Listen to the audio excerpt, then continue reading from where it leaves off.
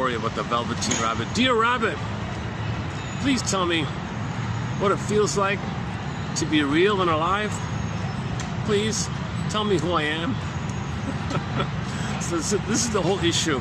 We had an amness in the beginning, but it was budding, it was emerging. It was an emerging amness, the emerging self, feeling real and alive, your sense of self, your real self, your authentic self, with the capacities to live and love in the present, to enjoy the present, creativity, spontaneity, heart and a body, intimacy, sharing, two people relating, the play of two people versus the bubble.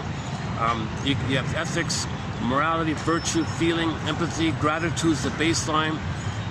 You're unique. You recognize what's unique about you. Everybody's unique. So when you express it as meaning and pleasure like that, if there's we're learning, you make a mistake. Oh my God, I feel badly, and you articulate specifically the things you did that you feel badly about. You share. It's called an apology. There's an I there to admit a loss. I felt the loss. You can mourn. So sadness can run the console, and then you express the grief. That's called mourning. Then joy comes back. Joy is the primary animating emotion for a person, called the serene, inexhaustible fullness of being. And there's a whole long list of capacities of the real self. One version of it is done by Masterson, discussed recently. So again, the baby coped in a very disturbing way. It's the best he could do.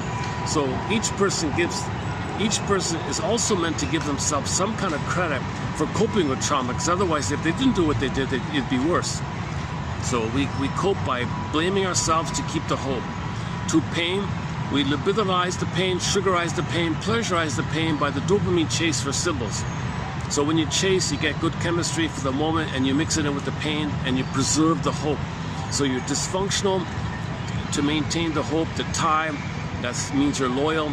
Plus, you think you're protecting the mother, saving the mother, because you got to save the mother, you got to protect her. So you got to be loyal there, you got to be tied there, and you're going to protect her because you're loyal to her.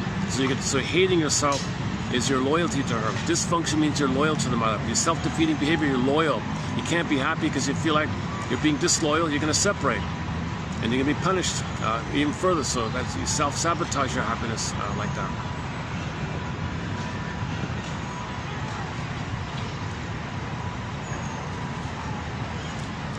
So the only way out of this jinx curse is having a lantern, night vision, okay, the thread, the Perseus reflecting shield, the sword of discrimination, the sword of discernment.